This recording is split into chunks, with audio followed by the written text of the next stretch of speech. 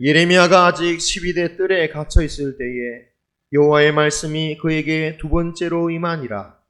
이르시되 이를 행하시는 여호와, 그것을 만들며 성취하시는 여호와, 그의 이름을 여호와라 하는 이가 이와 같이 이르시도다. 너는 내게 부르짖으라. 내가 내게 응답하겠고 내가 알지 못하는 크고 은밀한 일을 내게 보이리라.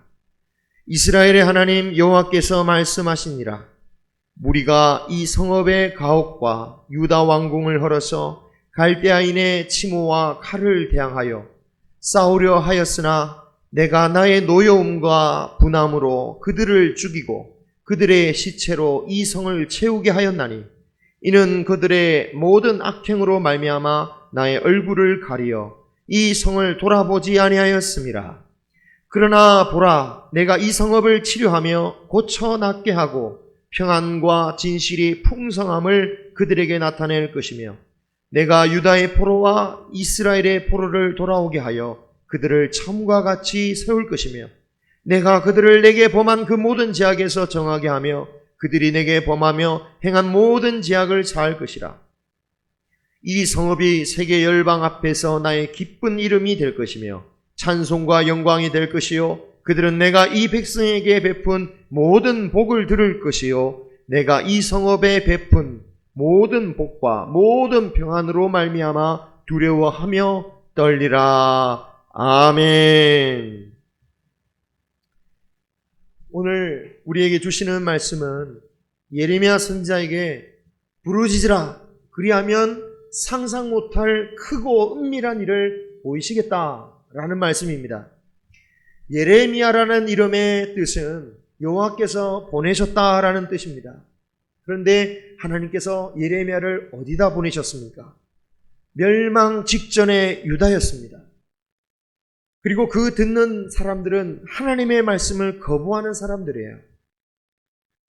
더욱이 예레미야가 태어나기도 전에 하나님은 이 유다 민족을 심판하시기로 이미 결정하셨고 예레미야가 사역을 시작할 때에는 그 심판의 계획을 실행하시기 직전의 때였습니다. 자, 이렇게 심판받기 직전에 부르심을 받았다면 예레미야는 어떻게 살아야 하겠습니까? 모든 사람이 하나님을 배반하고 우상 숭배를 할지라도 자신만큼은 믿음을 지켜야 하겠죠. 또 비록 심판을 받아서 나라가 망하고 온 백성이 낙담에 빠진다 할지라도 자신만큼은 소망을 가지고 살아야 할 것입니다.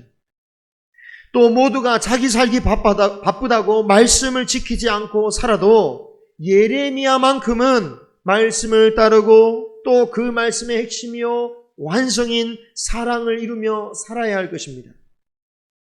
자, 이렇게 예레미야가 자신의 믿음과 소망과 사랑으로 살아간다면 그럼 그는 충분하게 살고 있는 것일까요?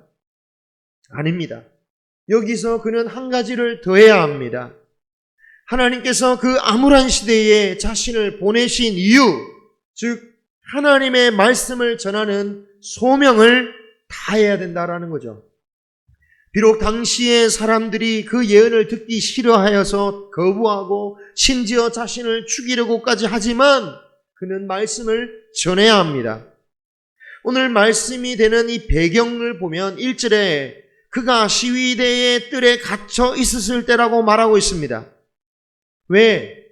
자기 혼자라도 하나님을 잘 믿고 혼자라도 잘 살면 충분할 것 같은데 이 소명까지 감당해야 되겠습니까? 왜입니까? 왜냐하면 그 소명이 하나님께서 예레미야를 보내신 목적이기 때문입니다. 예레미야가 만약 우상 숭배를 했다, 얼마나 큰 죄겠습니까? 큰 죄죠. 도둑질해도 큰 죄입니다. 성범죄를 일으켜도 큰 범죄입니다. 그런데 만약 예레미야가 예언을 하지 않았다? 그것은 어떤 것일까요? 한 달란트를 받은 종이 심판을 받은 이유에 대해서 여러분 생각해 보기를 바랍니다. 그 종이 우상 숭배를 했거나 또는 주인이 준 달란트를 횡령했거나 또는 그 달란트를 분실했거나 그런 죄를 지은 것이 아니었어요. 그는 그냥 가만히 있었습니다. 그런데 가만히 있었던 것이 죄였습니다. 달란트를 준 그 주인의 의도를 모르고 또는 오해해서 가만히 있었기 때문에 죄가 되었습니다. 우리 일반 세상의 법에도 그런 것들이 있습니다. 부모가 자녀를 돌보지 않으면 어떻게 되죠? 물론 어린아이에 속한 것이죠. 어린아이를 돌보지 않는다면 죄가 됩니다. 부모가 자녀를 돌보지 않는 것도 죄가 되죠. 그리고 자녀가 부모를 돌보지 않는 것도 당연히 죄가 됩니다. 대한민국 남자로서 군 복무의 책임을 고의로 회피하는 것도 죄입니다. 예수님은 우리 중에 작은 자를 돌보지 않는 것도 죄라고 하셨고 그로 인해서 천국에 들어갈 수 없다라고까지 말씀하시기도 했습니다. 누가복음 10장에서 예수님께서는 선한 사마리아인의 비유를 말씀하셨는데 그 선한 사마리아인의 말씀을 하신 계기는 한 율법교사의 질문에서 비롯되었습니다. 선생님, 무엇을 해야지 제가 영생을 얻겠습니까? 그때 예수님은 영생을 얻기 위해서는 하나님을 사랑하고 그리고 내 이웃을 사랑하라고 말씀하시면서 너도 선한 사마리아인처럼 위기에 처한 이웃을 돌보라 라고 말씀하셨던 겁니다. 이처럼 하지 말라는 것을 하는 것도 죄이지만 하라는 것을 하지 않는 것도 죄가 된다는 것을 분명히 말씀하고 있어요. 우리가 어려울 때 이 형편에 예수 잘 믿는 것만 해도 참 잘하는 거 아니냐라고 만족하기 쉽죠. 우산 숭배도 안 하고 예배는 잘 드리니까 충분하지 않겠습니까? 라고 말할 수 있을 것입니다. 하지만 우리 모두에게는 각자의 소명이 있습니다. 예레미야만 보냄을 받은 게 아니라 부르심을 받은 하나님의 자녀로 부르심을 받은 우리 모두는 하나님의 사명이 있다라는 거예요. 하나님께서는 왜 우리를 이 나라에 보내셨는가? 나의 가정에 보내셨는가? 왜 이런 환경에, 왜 이때에 나를 이곳에 보내셨는가? 그것은 내가 이곳에서 하나님께서 원하시는 소명이 있기 때문이다라는 거예요. 그러므로 우리에게 주어진 소명을 잊어서는 안 됩니다. 소명을 잊는 것도 죄라고 할 수 있는 거죠. 바라기는 우리가 주님을 위해서, 교회를 위해서, 주님의 나라를 위해서 할 수 있는 일을 찾고 감당할 수 있는 저와 여러분이 되시기를 주님의 이름으로 축원합니다. 그런데 이 본문을 보면 예언 외에도 하라고 하신 게 있어요. 3절입니다. 우리 다 같이 3절 말씀, 성경 말씀을 한번 읽어보도록 하겠습니다. 너는 내게 부르짖으라. 시작. 너는 내게 부르짖으라. 내가 내게 응답하겠고 내가 알지 못하는 크고 은밀한 일을 내게 보이리라. 아멘. 하나님께 부르짖으며 기도하라는 것입니다. 만약 그러면 이렇게 하나님께서 하라고 하셨는데 부르짖지 않는다면 어떻게 되겠습니까? 그것도 죄라고 할 수 있겠죠. 자, 반면에 부르짖고 간구할 때는 어떤 일을 주신다고 하십니까? 예레미야가 알지 못하는 크고 은밀한 일을 보여주시겠다. 할렐루야. 여러분, 이 구절 얼마나 소중합니까? 얼마나 좋아하지 않을 수가 없죠. 주님께 도와달라고 우리가 부르짖기만 하면 주님은 우리가 상상치도 못할 큰 일을 보여주시겠다. 별로 안 좋으세요? 이 말씀 얼마나 좋습니까? 자, 이 말씀을 우리가 우리 마음에 품었다면 당장 우리에게 떠오르는 기도 제목이 무엇입니까? 당장 나에게 가장 급한 문제가 떠오르죠. 그런데 만약 오늘 말씀이 자신의 문제를 놓고 기도하라 그런 의미였다면 만약 예레미야 입장에서 당장 기도해야 할 제목은 무엇이었을까요? 아마도 자신이 현재 갇혀있는 시위대 뜰에서 구출해 주옵소서, 살려주시옵소서 라고 기도했겠죠. 그리고 자신이 전하는 말씀을 백성들과 지도자들이 잘 받아들일 수 있도록 위해서 기도했을 거예요. 자, 그런데 하나님께서 보이시겠다고 하신 그 상상치 못한 크고 은밀한 일이란 게 과연 무엇인지는 하나님께서 다음 구절부터 또 알려주고 계십니다. 하나님께서 기도의 응답으로 보이시는 것이 과연 무엇인지 그 말씀을 보면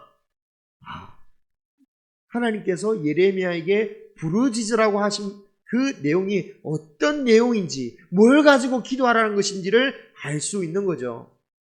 그래서 4절, 5절을 보면 이런 말씀을 하세요. 하나님께서 예루살렘 성의 집들과 왕궁을 무너뜨리고 그곳에 시초로 가득 채우셨다. 그런데 그 이유가 유다 백성들, 너희들의 악행 때문이었다 라고 말씀하시는 거예요. 하나님의 백성이라고 불리는 유다 백성이 왜 이런 끔찍한 비극을 당해야 되느냐? 그 이유를 분명히 알아야 된다라고 말씀하시는 거예요. 너희가 망한 것이 경제력이 약해서가 아니야. 군사력이 약해서가 아니야. 외교력이 부족해서가 아니야. 너희들의 악행 때문이다. 이것을 알아야 된다. 그래야 회개할 수 있다. 그리 회개하면 6절, 9절에 하나님께서 너희 백성의 죄를 용서해 주시고 회복시켜 주셔서 놀라운 평강과 복을 주시겠다라고 말씀하시는 거예요. 수치를 당하고 멸망당한 그 예루살렘이 이제는 찬송과 영광의 성으로 바뀌어질 것을 세상 모든 민족들이 보게 될 것이고, 또 바벨론 포로로 잡혀갔던 유다 백성들이 많은 은혜를 받을 텐데 그것을 보고 세상 모든 민족들이 하나님을 두려워하며 떨게 될 것이다 라고 말씀하고 있는 거예요. 이것이 바로 주님께서 보여주실 크고 은밀한 일이었습니다. 멸망당할 그 현실에 있는, 지금 예레미야의 현실은 어떤 현실입니까? 이미 멸망당해 가고 있는 현실이에요. 그 때에는 예레미야는 이런 일을 상상할 수도 없어요. 상상할 수 없는 그 일을 네가 부르짖으면 이 일을 보여주겠다라고 말씀하신 거죠. 그러므로 예레미야가 기도할 바가 무엇입니까? 유다 백성들을 위해서 기도해야 되는 거예요. 왜? 하나님께서 회복의 말씀을 주셨지만 현재 이 유다 백성들은 그 복을 받을 준비가 되어 있지 않습니다. 여전히 그들은 하나님의 말씀을 대적하고 예레미야 입을 막고 자신들의 귀는 틀어 막으려고 말하고 있어요. 그렇기 때문에 예레미야가 지금 당장 기도할 게 뭐겠습니까? 당장 자신이 감옥에 나가는 것보다 하나님의 말씀을 듣지 않는 저 백성들의 길을 열어주시옵소서.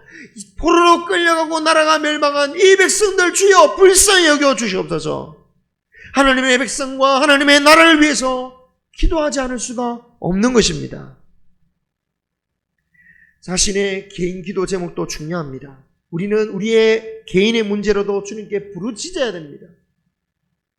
그런데 만약 예레미야가 자신의 문제만을 위해서 부르짖고 그리고 그런 기도에 그친다면 어떻겠습니까? 하나님께 부르짖으니까 괜찮은 것입니까? 하지만 그것은 하나님의 뜻을 모르는 거예요. 자신의 소명을 잊은 것입니다. 그러므로 그것은 죄가 될 수 있는 거죠. 사무엘이 이와 비슷한 고백을 했죠.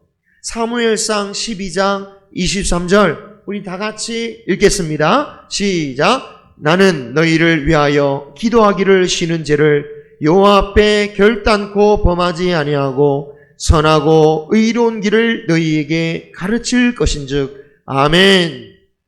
이 말을 했을 때 사무엘은 이스라엘의 공식적인 지도자로서 은퇴하면서 했던 말입니다. 사무엘은 이스라엘 역사에 있어서 마지막 사사였죠. 원래 사사란 것은 따로 은퇴가 없습니다. 하나님이 부르시면 사사가 되고 죽을 때까지 사사하는 거예요. 그런데 이스라엘 백성들이 왕을 요구함으로 인해서 사울을 왕으로 세웠고 이제는 자신은 지도자로서의 자리에서 물러나면서 공식적으로는 마지막으로 백성들에게 당부하는 거예요. 그때 사무엘은 이미 나이가 많았습니다. 그리고 이제 은퇴까지 했으니 이제 나는 내 자신을 위해서 살아가란다 라고 할 만도 하지만 그렇게 하지 않았어요. 자신이 비록 직분에서는 물러났지만 자신에게 주어진 사명은 끝나지 않았기 때문입니다. 꼭 지도자로서가 아니라도 백성들을 생명의 길로, 하나님의 길로 인도하는 사명은 여전히 남아 있었던 거죠. 그래서 그 사명을 어떻게 감당하려고 합니까? 기도함으로, 가르침으로 감당하겠다. 만약 내가 그 사명을 감당하지 않는다면 그것은 나에게 죄다라고 한 것이죠. 오늘 본문의 말씀, 부르짖으라. 그리하면 네가 상상하지 알지 못하는 크고 은밀한 일을 보여주겠다라는 이 말씀은 알라딘의 요술램프와 같은 말씀과는 조금 다릅니다. 하나님께 100만 원을 주십시오라고 부르짖으면 우리가 예상하지 못한 100억을 주시겠다라는 식의 말씀이 아니에요. 물론 하나님은 능히 그렇게 하실 수 있는 분이십니다. 하지만 이 말씀에서만큼은 그런 뜻으로 말씀하신 게 아니에요. 무엇보다도 예레미야의 지금 개인적인 바람을 들어주신다라는 의미가 아니에요. 예레미야가 정말 바란 것은 무엇일까요? 정말 그는 자신이 전하는 그 예언대로 그대로 일어나기를 바랬을까요? 하나님이 주신 사명과 개인적으로 바라는 소망은 다를 수 있습니다. 예수님도 그러셨어요. 예수님께서도 십자가의 죽음을 앞두시고 주님의 소원이 아닌 하나님의 뜻대로 되기를 원한다 라고 기도하지 않으셨습니까? 이것은 무엇을 의미합니까? 십자가의 길을 가는 것은 하나님의 뜻입니다. 그리고 예수님은 그 하나님의 뜻을 따르기로 작정하고 원하시지만, 하지만 그렇다고 주님이 그 십자가의 길을 기뻐하면서 정말 좋아하신다라는 것은 아니시다라는 거예요. 예레미야도 그랬을 겁니다. 왜냐하면 예레미야가 전한 메시지는 너무나도 충격적인 메시지였기 때문입니다. 심판의 도구로 쓰여진 바벨론 그 제국에게 유다가 대항하지 말고 항복해라. 그리고 순순히 바벨론으로 끌려가라. 그리고 하나님의 벌을 받아라. 그리하면 그곳에서 회복시켜 주시겠다라는 말씀이었어요. 그래서 이 예언을 듣던 대부분의 유대 사람들은 예레미야를 어떻게 취급하겠습니까? 매국노로 취급하는 거죠. 그래서 감옥에 집어넣는 거죠. 여러분, 이 시대는 이런 메시지가 괜찮을까요? 만약 지금 예레미야 같은 말씀을 전하면 어떻게 되겠습니까? 뭐 정치적으로는 말할 것도 없고 종교적으로도 이단 취급받을지도 몰라요. 나라를 사랑하지 않는다고. 예레미야가 왜 눈물의 선지자라고 불릴까요? 다른 사람들보다 더 많은 고난을 당했기 때문에 눈물의 선지자였을까요? 여러분, 고난으로 따지자면 바울이 더하면 더하지 않았을까요? 그런데 예레미야가 눈물의 선지자라고 불릴 수밖에 없는 이유는 바로 자신이 전하는 그 예언의 말씀 때문인 것 같아요. 자신조차, 자신의 민족들이 망하고 끌려간다는 이 예언에 어찌 그것을 기뻐하면서 받을 수 있겠습니까? 자신도 받기 힘든 이 말씀을 전해야 하는 것도 고통스럽고, 또 그 말씀대로 유다가 멸망하고 동포들은 포로로 잡혀갈 것이라 생각하면 그 말씀을 전하는 것이 너무나도 큰 고통이며 슬픔이다라는 거예요. 오늘 부르짖으라는 말씀, 이 말씀은 또 기도를 통해서 기도를 하면 당장 하나님의 역사가 바뀌어질 것이다, 그런 의미도 아니었어요.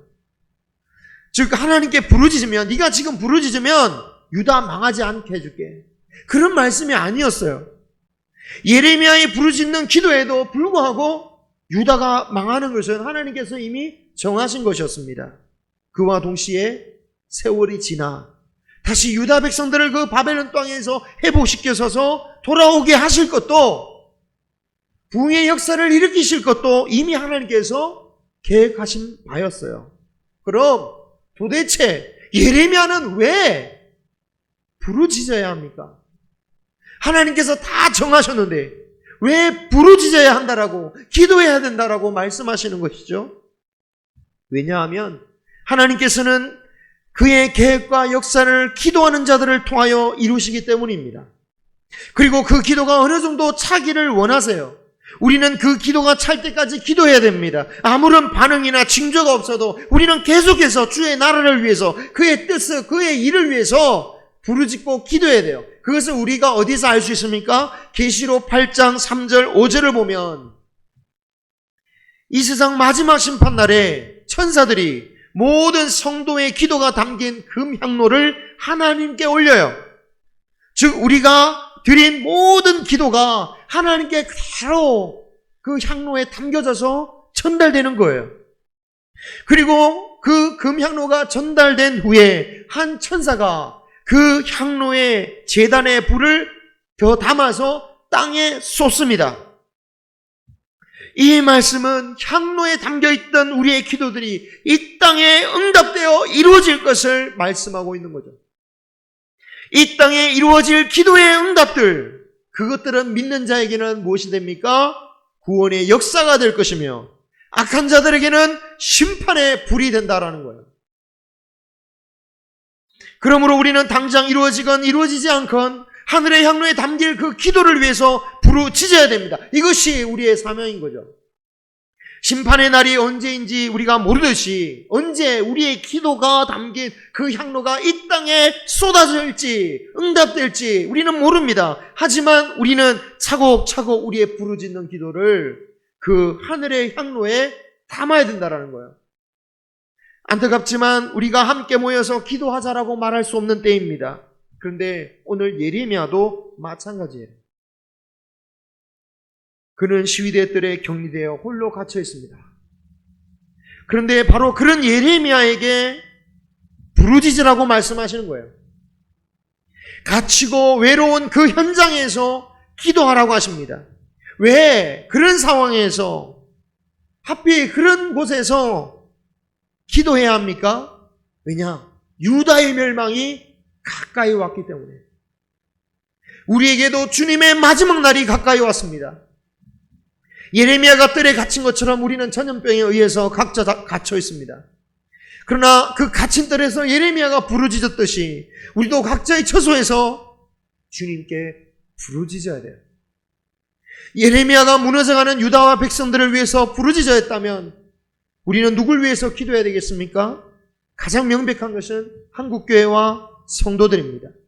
예레미야가 기도했던 대상이 유다, 이스라엘이었다면 신약시대의 이스라엘, 하나님의 백성은 그 선택받은 민족과 나라는 그리스도의 교회와 그리고 성도들이기 때문입니다.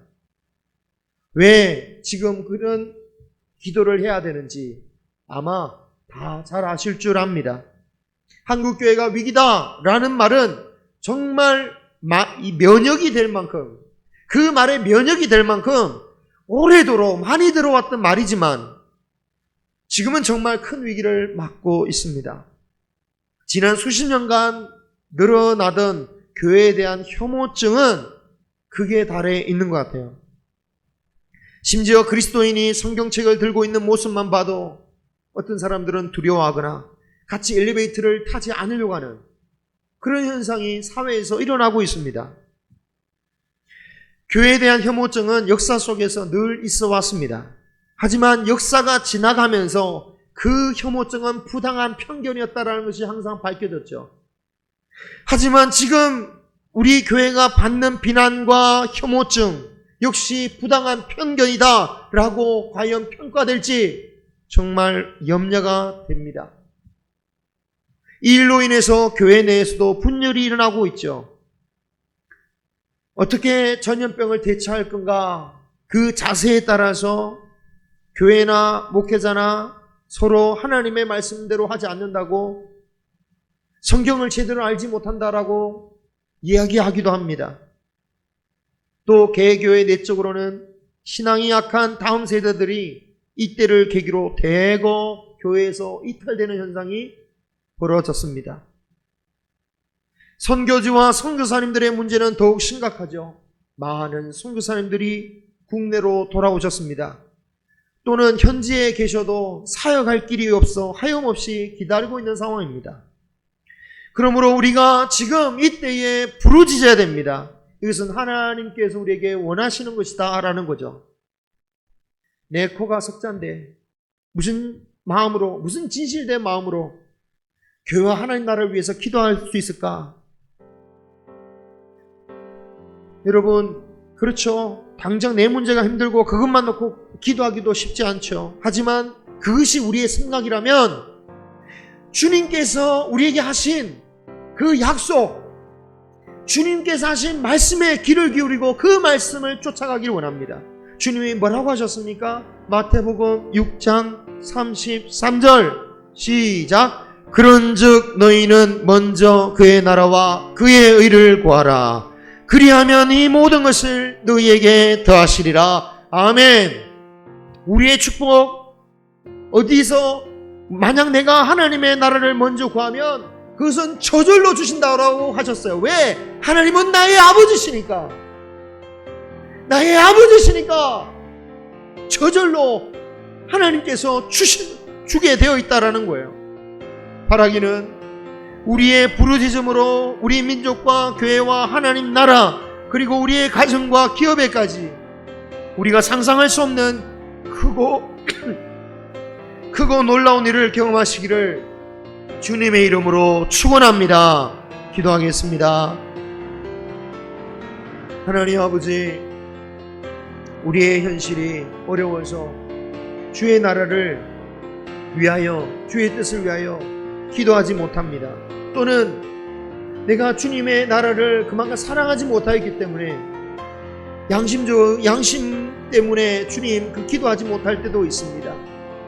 그러나 주여, 내 양심을 의지하지 않게 하여 주시고 내 생각 의지하지 않게 하시고 주의 약속만을 붙들게 하여 주시옵소서.